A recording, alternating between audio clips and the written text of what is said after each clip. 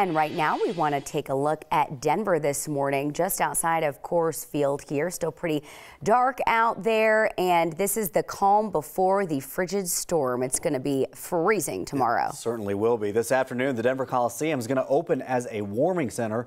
Doors open at 3 o'clock and will stay open 24 hours a day. The city is also setting up buses from Denver Rescue Mission's Lawrence Street shelter to bring people to the Coliseum. Service animals will be allowed inside, and the city says it'll help bring other pets to stay at the animal shelter temporarily. 100 Colorado National Guard members will be available to help those first responders, and the state is opening its Emergency Operations Center, all to help everyone deal with this cold. Good morning, I'm Erica Lopez with Jordan and Ed. And Ed, we have been talking about this for quite some time. Yeah, we have. I still don't feel like I'm prepared enough for this to happen. It's going to be that cold that you are right to think about that. 50 degrees by about 3 or 4 o'clock this afternoon, but by 7 or 8 o'clock, it'd be 15 degrees, and then we just keep going down from that. So we could see a 20 to 30 degree drop in an hour when this comes through. So yeah, it is pretty dangerous too, because then you get the wind chill. So you get a little wind with that, you get the wind chills, and that's when you really have the problems. We were in the 40s 2 days ago, we were in the 40s yesterday, we could be around 50 degrees today, and then things really begin to change. So we have partly cloudy to cloudy skies around here. We're down to 31 degrees right now, and we do have that wind chill warning. We had a watch, now it is a warning for us. It goes until 11 a.m. on Friday for those dangerous wind chills. We also have a winter weather advisory. This includes Denver, 2 to 7 inches of snow. Doesn't sound like much. Boy, you couple that with 50-mile-an-hour winds and those cold temperatures, and you've got problems. In the mountains, it's 2 to 4 inches with 70-mile-an-hour winds. And they also have a winter storm warning with 5 to 10 inches and 65-mile-an-hour gusts. So you see the trend here. Speaking of gusts, to 75 miles an hour over the Sangre de Cristo Mountains. And because of the mild temperatures and all the winds, we have a red flag warning until 4 o'clock this afternoon for high fire danger. So that's what we're looking at right now. Here it is about 6 o'clock. That front's about to come through, and as it does, it'll snow maybe 2 to 4 inches overnight. So the forecast, increasing clouds, 50 degrees with snow developing late. Then tomorrow, only 4 below for the high and 19 below for the low. Then we start to moderate the temperature, still well below zero, still cold, but not below zero reading. 16 on Friday, 45 on Saturday, 53 on Christmas Day, and then 50 degrees is what we see on your Monday. Now, yes, we have a nice warm up here, but here's the danger. And Angeline is back in the studio with us. And Angeline, these temperatures are really nothing to kid around with. No, you were just talking about how low it's really going to get, and doctors are urging people to be especially vigilant given the extreme cold temperatures that we are expecting. Some signs to look out for are red skin, a feeling of numbness, and muscle stiffness. If you see blisters or black skin, that could indicate a severe case. Frostbite can set in really quickly, as fast as 30 minutes and 5-degree temperatures with wind chill, and even faster at 10 minutes with -5 degrees as well as a wind chill. And unfortunately, it sounds like those are the kinds of conditions that we are expecting. Frostbite, even if treated, could have lasting impacts like amputation or even losing your senses in the impacted area. So the best way to prevent it is to stay out of the cold as much as you can. Yeah, we can't stress that enough, Angeline. All right, thank you so much. Well, firefighters are also worried about what comes after these freezing temperatures. They're expecting lots of 911 calls about pipes bursting. And because they say once the weather starts to warm up, that's when people run into problems. And at that point, lots of 911 calls will come in, or activated fire alarms in our commercial buildings or multifamily buildings that are alerting us to water flowing in the building. I hope it doesn't happen, but I also won't be very surprised if Friday and Saturday end up being very busy days for our local fire departments. Eric Hurst with South Metro Fire says one year firefighters found a whole basement flooded after a freeze with water up to the first floor. So firefighters are asking homeowners to make sure they know where their water shutoffs are. And they're also suggesting opening cabinet doors, open near sinks, keeping thermostats set above 65, and letting faucets drip water. Firefighters also say during weather like this, people will try to heat their homes with things that they shouldn't, which can lead to carbon monoxide poisoning, and that can be very dangerous. Just yesterday, 7 people got sick from carbon monoxide poisoning at the Gaylord Rockies Resort near DIA. One person was taken to the hospital and is expected to recover. Fire crews say some kitchen equipment was leaking the carbon monoxide, but they say it's a good reminder as it gets very cold out to be careful about how you warm up.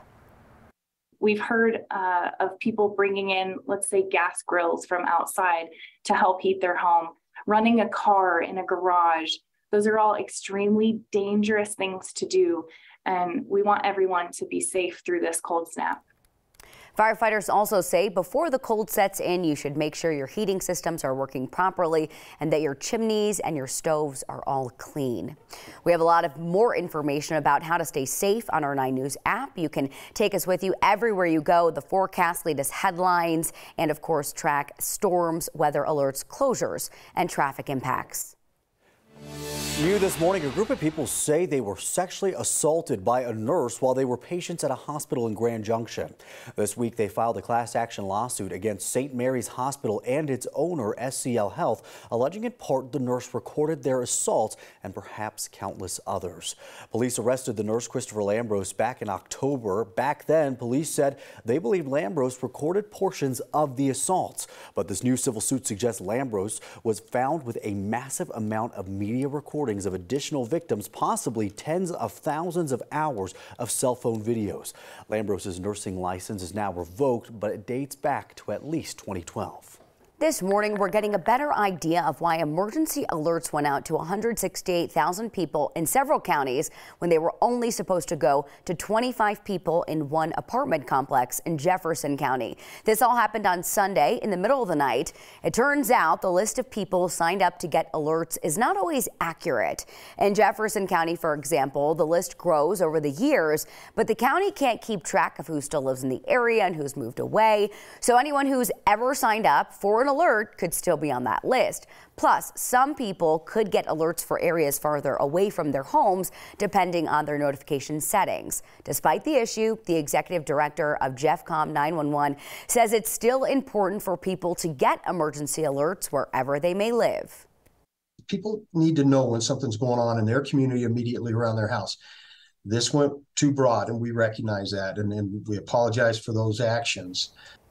The dispatcher who sent out the alert says they quickly realized something was wrong and they canceled it before it hit more people's phones. Jeffco says they still don't know if it was a human error or a glitch in the system, but they say everything now is running smoothly. Meanwhile, Jeffco set up an email for people who want to unsubscribe from alerts. We have that link on our website. This morning, the Sunshine Fire in Boulder County is now 65% contained. Firefighters lifted evacuations for more than 450 people yesterday. And since Monday, the fire has burned 19 acres, or about a third of a square mile. It started as a house fire that spread to a dry brush nearby, and that first home was destroyed and the fire damaged one other home. Boulder County firefighters say the damage would have been worse had it not been for homeowners' mitigation work. Crews came in and started prepping for structure protection right away, and really, having that buy-in from the homeowners to help with the mitigation is, that's usually the key factor there in being able to save a home. Firefighters say people in the area should still be on alert, though, because there are red flag conditions today. They say people may need to evacuate again if that fire flares up. Now, this is all happening almost exactly 1 year after the Marshall fire. And for a lot of survivors, this is a time of reflection. And one of those survivors who lost her home was a lamplighter at a Hanukkah event in Louisville last night. Photojournalist Mark Saletta was there. What's going on behind you? What are we doing today? We're celebrating the third night of Hanukkah all together as a community here in Louisville. We're all lighting the menorah and bringing together the community, especially around the fact that we're in Louisville and we're about a year since the Marshall fire happened, and one of the victims of that fire is going to be lighting the menorah for the community tonight. So I save you a donut? No, you know what? I've been eating way too many donuts, but I brought my lighter with me. Awesome. Did you ever meet Jordan?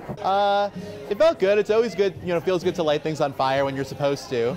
To be asked to do something that is intimately related to fire, I had to actually think about it, because it's been really challenging for me.